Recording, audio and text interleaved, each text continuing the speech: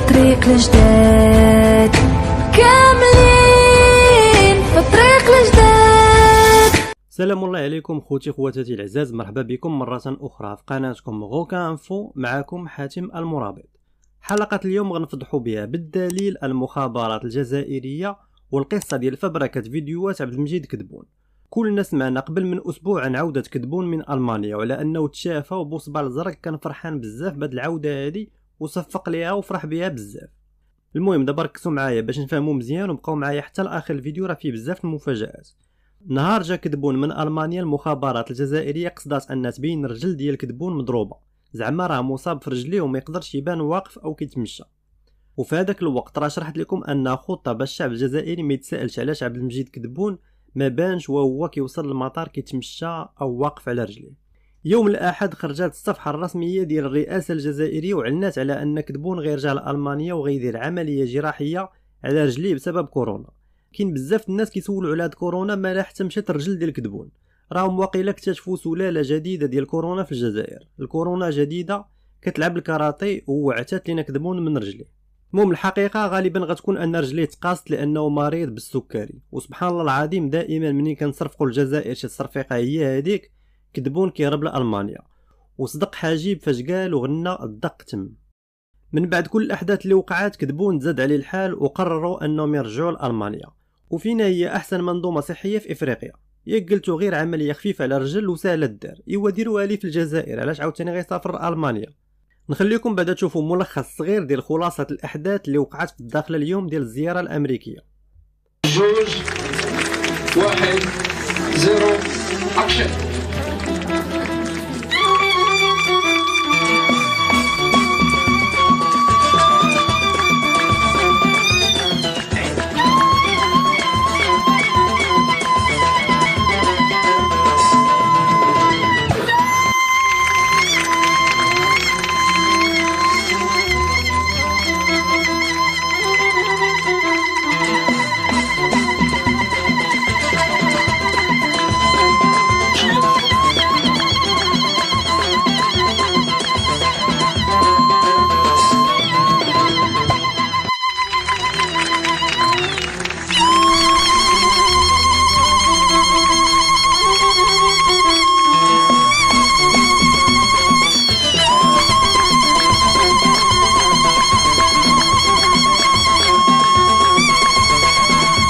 المهم راكم فاهمين اخوتي، ضروري نقليو شويه الزيت لاعداء الوطن.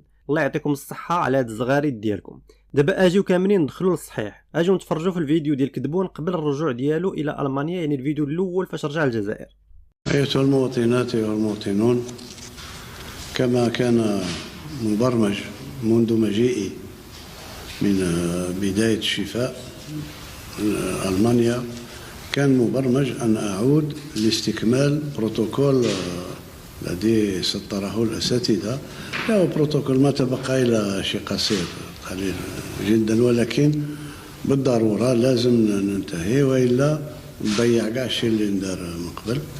وممكن تكون في عمليه بسيطه جراحيه على الرجل. مهم مده الغياب ان شاء الله نتمناها وان شاء الله تكون قصيره جدا. شوفوا اخوتي من الاخر، كدبون هذا الوقت كامل راه ما كانش في الجزائر.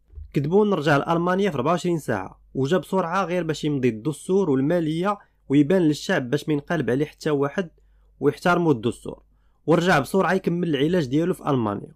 غتقولوا لي بطبيعه الحال شنو هو الدليل؟ ياك تفرجتوا في الفيديو ديال العوده الى المانيا. اجيو دابا نشوفوا الفيديو الاول فاش يلا جا الجزائر اول مره بعد غياب ازيد من شهرين. الحمد لله والشكر لله ولا حول ولا قوة إلا بالله.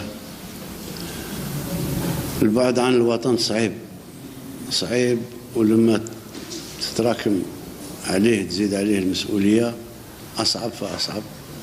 الحمد لله كانت العودة ميمونة، وما تبقى إلا القليل قليل جدا إن شاء الله. أتمنى لكل الشعب الجزائري برمته كل خير إن شاء الله، وسنة جديدة تكون بدا تيبان لكم الفيلم ياك وبديتو كتعيقوا. كذبوا نصور في نفس اليوم جوج الفيديوهات، واحد زعما راه رجع للجزائر والثاني زعما راه غير رجع لألمانيا. لاحظوا معايا مزيان الفيديوهات بجوج كاين الاختلافات وكاين شي حوايج ما تبدلوش. غنبداو بالاختلافات هما الاولين. اولها قرعه الماء. في الفيديو ديال الرجوع للجزائر داروا لي قرعه الماء صغيره، وفي الفيديو الثاني بدلوها حطوا واحد القرعه ديال الماء كبيره، زعما راه الفيديو ما تصورش في نفس اليوم. وهنا داروها فقط للتمويه، لانه في البروتوكول الرئاسي الا عند جد باباكم شي بروتوكول رئاسي خاص يكون نفس حجم القرعه، وجد باباكم راه عباره كتقال ماشي معيوره، يعني هي مقصوده باش يوهموكم ان الفيديوهات مختلفين وما تصوروش في نفس اليوم. الكاس ديال الشرب حتى هو تبدل، وهذه ثاني راه مقصوده. ربطه العنق او الكرافاطه بدلوها لي، وبدلوا ايضا التوجيه ديال الرايه واحد شويه، بدلوا ايضا بطريقه غبيه ومقصوده الكرسي باش بوصبع الزرق يتاكد على انه ماشي نفس الفيديو. عطيونا غير سبب مقنع علاش غتبدلوا كرسي ديال المقر الرئاسي في ظرف اسبوع فقط، الا والهدف ديالكم انكم تقنعوا المشاهد على وجود اختلافات في الفيديو الاول والفيديو الثاني. واحد الخشبه الا بقيتو عاقلين عليها كندير عليها رجليه وكلشي لاحظه في الفيديو الاول، هما مع اذكياء بزاف حركوها واحد شويه للوسط باش انت تزيد تقتنع على انه ما تصورش في نفس النهار. علاش مثلا ما تكونش في نفس البلاصه؟ لان الرجل اليمنيه ديالو هي المضروبه، فمن المفروض انها تكون على اليمين ماشي في الوسط. حاجه اخرى ثارت الانتباه ديالي، بدلوا لي الخاتم اللي في يدي، وهذه غريبه عند عبد المجيد كدبون لانه نادرا فاش كيبدل الخاتم. الفيديو الاول كانوا شادين لي صوره كبيره، الفيديو الثاني ركزوا على الوسط، مع العلم انهم قالوا كاين اللي غيودعوا من المسؤولين الكبار، فمن المفروض انه المسؤولين يكونوا تما ويتصوروا حتى هما كما الفيديو الاول، ولكن لانه ما يمكنش اليوم يبدلوا لهم كلهم اللباس فخداو الحل السهل وهو تصوير كدبون بوحدو ومركزين عليه، مع العلم انه كانوا معاه نفس الشخصيات اللي بانوا في الفيديو الثاني، لان الفيديو الثاني تصور في نفس الوقت ديال الفيديو الاول. دابا اجيو كاملين نشوفوا شنو اللي ما تغيرش. البدله والمعطف اللي كان لابس بقاو هما تبدلات غير رابطه العنق او الكرافاطه. وباش تاكدوا الفيديو الاول كان كدبون جالس والصدافه ديال البدله ديالو مسدوده او الصدافه ديال الكومبلي مسدوده، وهذه ما كايناش في البروتوكول لانك ملي كتجلس خاص الصدافه تكون محلوله او الكومبلي يكون محلول. شنو تغير في الفيديو الثاني؟ هما فاش بغاو يصوروا الفيديو الثاني حلوا ليه الصدافه باش يبدلوا ليه الكرافاطه او رابطه العنق، ومنين لبسوا الكرافاطه جديده بقى الكومبلي محلول وتصور الفيديو وهو جالس والكومبلي محلول عكس الفيديو الاول، وتقدر تكون مقصوده. وهذا دليل كبير على ان الفيديو تصور في نفس اليوم لانهم بدلوا فقط الكرافاطه، ومنين حلوا الكومبلي باش يبدلوا الكرافاطه بقات الصدفه محلوله. العلبه ديال المحارم او الكرتونه ديال الكلينكس باقا هي نفس الماركه، والعجيب ان دوله محترمه ما خاصهاش تبين شي منتوج كيف ما كان، وخصهم يديروا في علبه تليق بمقام مكتب الرئيس، ولكن نتوما عندكم غير العربازه ما تعرفوش الفخامه.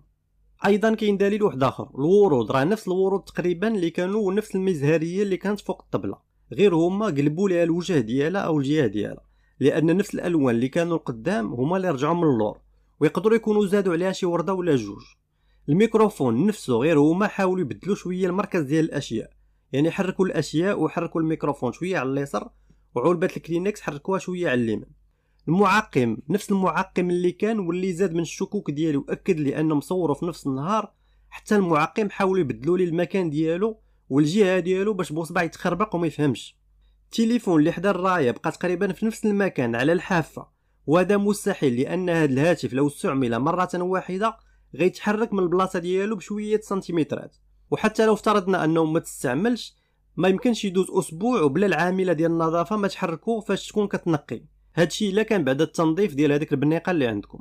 قبل ما نكمل غنعطيكم استراحه ونخليكم مع تعليق الدراجي على زياره الامريكان الى الداخله المغربيه وبالمباشر من قناه الجزيره القطريه. بانه تصنع الفارق فقط باهدافها وبمهاجميها بلعبها الهجومي، تصنع الفارق ايضا بمنظومتها الدفاعيه. الريال شوف كيف منظم كما ينبغي، راكيتيتش ليو بابا جول، يا سلام عليك يا ليو انت ساحر وبارع وماهر يا ليو، استلم مرة توغل راوغ سدد سجل جول. المغرب جاب جوال في شباك الجزائر وحقرهم. وعلى ذكر الحقره، انا راني كنت حاضر الماتش ديال المغرب والجزائر في مراكش ديال 4-0، تحيه لاي واحد كان حاضر في نفس الماتش. نرجعوا دابا لموضوعنا. الفيديو انا اكيد انه تصور في نفس اليوم، وان كذبوا نرجع شحال هادي الى المانيا باش يكمل الشفاء ديالو، وانهم غير تيكذبوا على الجزائريين وهما تيكذبوا على الشعب الجزائري، كيف ما كانوا شحال هادي تيتفضحوا في فبركه فيديوهات بوتفليقه من طرف القنوات الفرنسيه والقنوات العالميه. جابوه فقط باش يهرسوا مدة الغياب المستمرة ويتفادوا أي انقلاب داخل الجزائر، وجابوه فقط باش يمضي على الدستور والمالية وشي ملفات أخرى. وباش تأكدوا مزيان راهم اختاروا التوقيت المناسب اللي الأغلبية ديال الجزائريين مصدومين وموجهين النظرات ديالهم إلى الداخلة المغربية والصحراء المغربية وزيارات كيشنر والسفير الامريكي واحداث يوم الاحد في الداخله باش يترونوا مزيان. يعني غيكثروا عليهم الملف في نفس الوقت وما غاديش يعرفوا واش يتبعوا المغاربه ولا يتبعوا المسرحيه ديال كدبون. ودليل اخر هو خبر اقاله وزير النقل ومدير الخطوط الجويه من طرف كدبون. هذيك فقط حركه باش ترسخ العقل ديال بوصبع الزرق ان كدبون راه كاين في الجزائر. ونعطيكم اشاره اخرى، غير ايام قليله من نفس الاسبوع كان كلام على انه طائره تحركت من بوفاريك الى المانيا وما عرفوش ديال من وشكون اللي فيها. كدبون راه باقي في حاله حرجه وهادشي بزاف على كورونا بوحدها، وحتى كورونا ما قلتوهاش من الكذوب.